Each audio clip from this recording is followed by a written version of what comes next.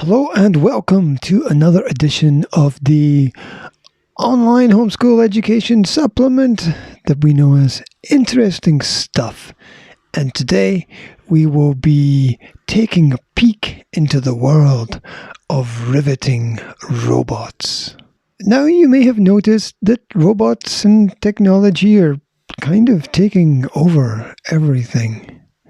Once upon a time, an android was kind of an alien idea, but now a lot of people are walking around with Android phones in their pockets. In fact, I was thinking earlier today that I pretty much run my life through my mobile phone. And then I was wondering if my life is pretty much run through my mobile phone. I was like, maybe it's the other way around. You got to be careful with how much control you give technology in your world, because eventually it might take over. Who knows? But I'm serious. I mean, there's technology just everywhere, like sitting in front of me right now. There's a tablet and a computer. Well, there's more than one computer actually, and there's a lot of cables as well. I can't wait for all the cables to disappear and all the technology to upgrade, and then there'll be no cables anywhere at all, and then everything will be neat and tidy, but nobody will know where anything is.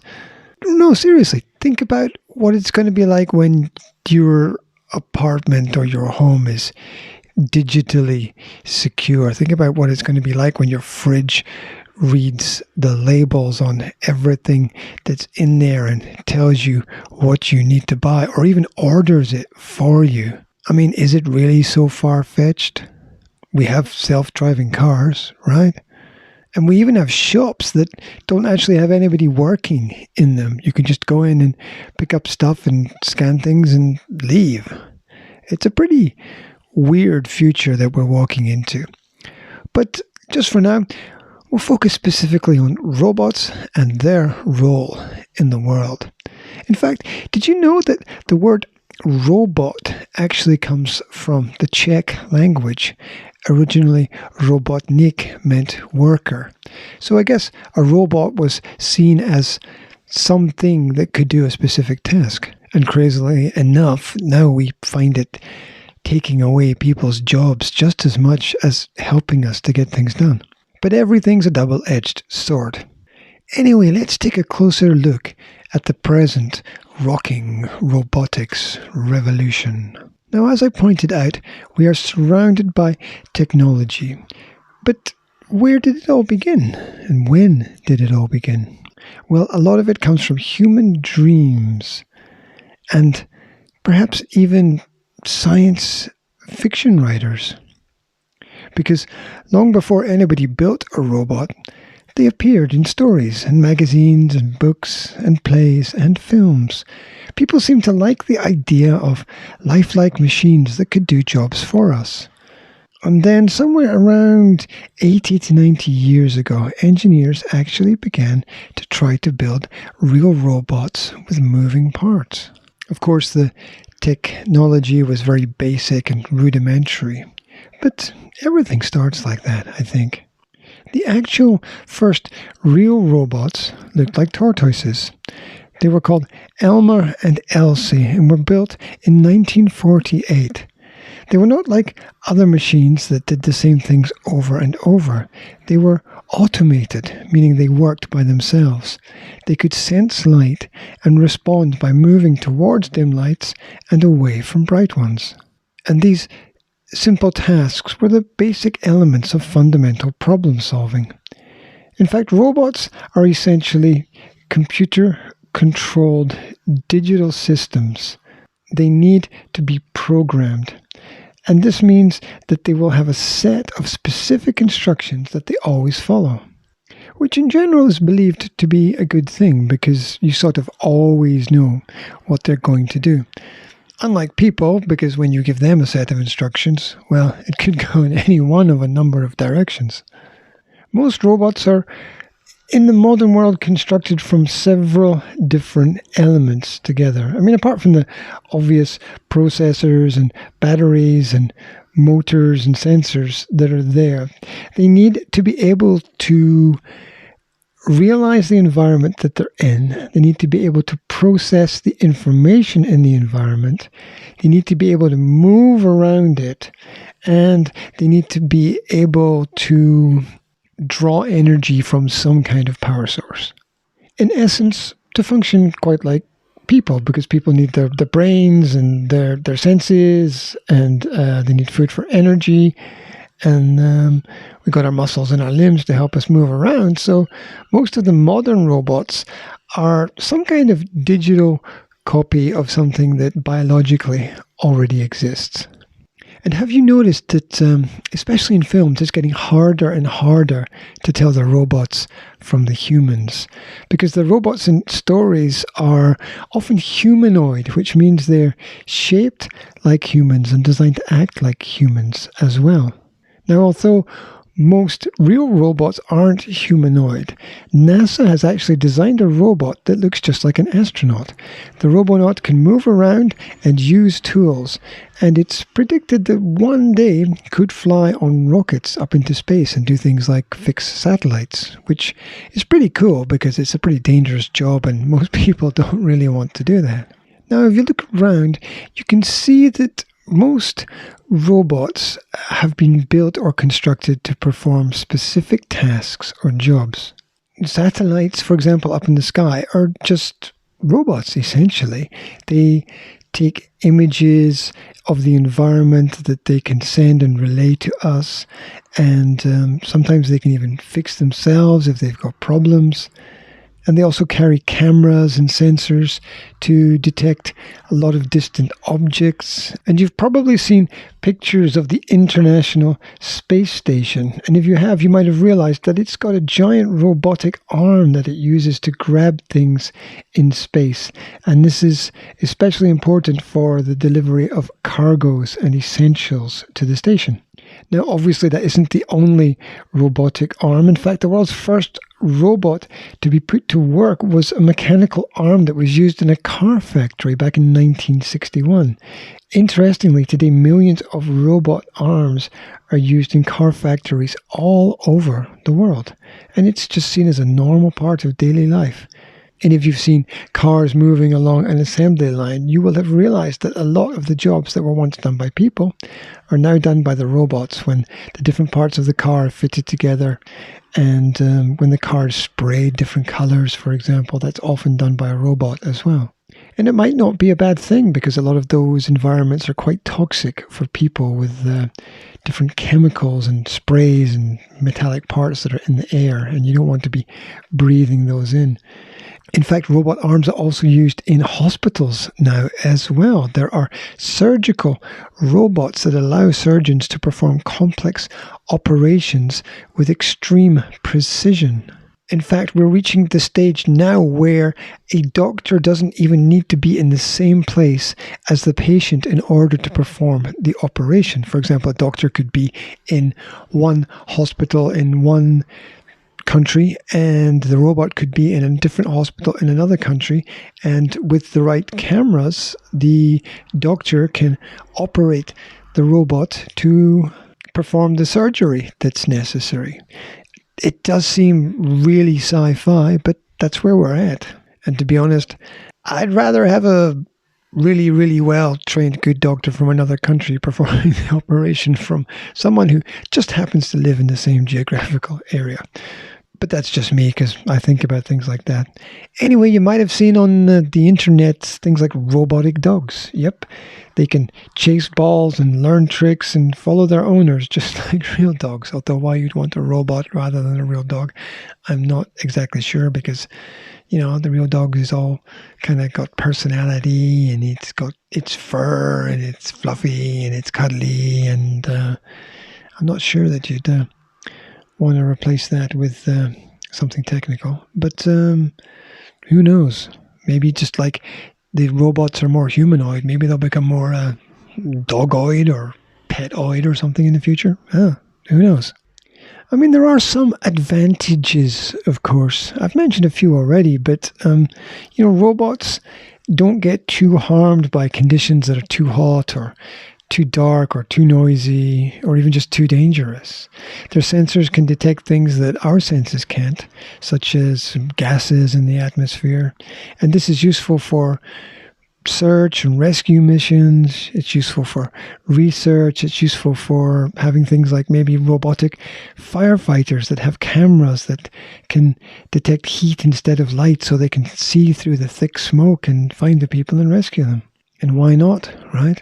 We also have drones, which are essentially aircraft without pilots.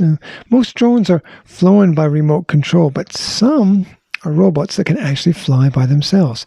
The first drones were built for things like spying, perhaps not the most freedom-orientated use. But today they're used for all kinds of different tasks, from search and rescue to delivering medicines to maybe even delivering packages for postal services as well. I mean, it's crazy, isn't it? I mean, they're just everywhere. We've got robot farmers now that can even milk the cows by themselves. Seriously.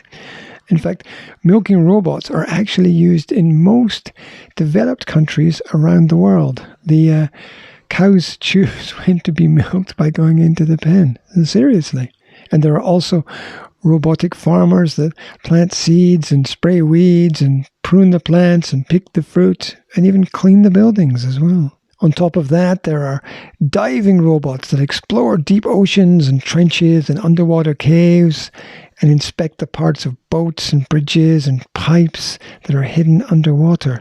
They can go deeper than human divers and stay underwater for longer as well. So you can't really argue that it's a bad thing.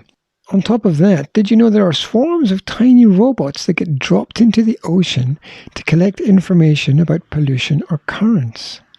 They send the information back to humans on land who process it and use it to decide what is the best action to take. But of course, not all the uses of robots are so serious. You can get a drone that follows you around and takes pictures of you if you want. Quite why you'd want to do that, I'm not sure. But, we live on a very diverse planet, so I guess we kind of have to let people be free to do what they want to do. And if you want to have a drone following you around, taking pictures of you, why not? And this, of course, is the present. But what about the future? Because we're at the beginning of kind of a robot industrial revolution where these digital characters are becoming a much, much bigger part of our lives. And maybe by the time that our children have grown up, they will be even more infused into everything we do, especially with scientific advances such as artificial intelligence and machine learning, which mean that the machines can actually teach themselves or even teach each other, which, if you ask me, is a little bit freaky because I'm not sure that I would want one of the machines in my home teaching another machine to do something. Because then what next? It might just kind of get completely out of control. And what if the robots become smarter than us? What if they're already smarter than us? What if they become so smart that they see us as kind of useless and weaker, inferior forms of themselves? That's kind of a sort of philosophical problem, I suppose. Anyway, I console myself by realizing that robots are essential digital forms, which mean they make binary choices. Everything is either a yes, no, or an off or an on. Because at the heart of every robot is a computer. Now, most computers and robots are good at solving problems, especially problems that are highly specific, meaning if you give them one task, they can do that one task very well. And human engineers have been really good at building robots that can move around, pick up things, but it's much harder to do something like get a robot to think. You know, a complicated task might be deciding if a piece of fruit is ripe, for example, or if something growing is a plant or a weed or a crop, or even what kind of operation needs to be performed on a person. And so the greatest challenge for most modern computer scientists and roboticists is how to program a computer to give it some form of intelligence. And so as a result, computer scientists are working around the clock in universities all over the world to develop an AI system that learns from things that happen around about it. This would be in contrast to just responding to things. This type of learning would help robots behave more like humans and help them to decide for themselves what the best way to solve a problem would be. In fact, we're already partly there because speech recognition systems such as Siri and Alexa and Google Home are modern examples of what is part of AI. In fact, there's a Google Home on the desk in front of me, but I have it turned off most of the time because it just gets on my nerves for some reason. So, not that it isn't useful. It's pretty good for translating between languages, and it's really good if you want a specific factual answer to a specific factual problem. However, if you want to do something slightly more complex, like analysis or even decide which political party is the best party to vote for, you maybe don't want to be using that kind of technology to make that kind of decision. But these devices are kind of semi-free thinking because every time we ask them something, they don't just respond. They note how well or how badly they answered our question, and they learn from it. And you know, to be honest, sometimes I wish people would do that as well. But at the end of the day, we need to know that robots are, at the moment at least, built and designed by people. And so if we want better robots, then we're going to need better people, or we're going to need people to work hard and apply themselves and dedicate themselves to solving the problems of the modern world in a sort of mathematical context, because computers basically just collect information from around the world in the form of numbers. As I said before, they're binary systems. And artificial intelligence is really about showing the computers how to consider the lots of different possible outcomes and to act accordingly, which is something our brains do naturally without us ever really realizing it.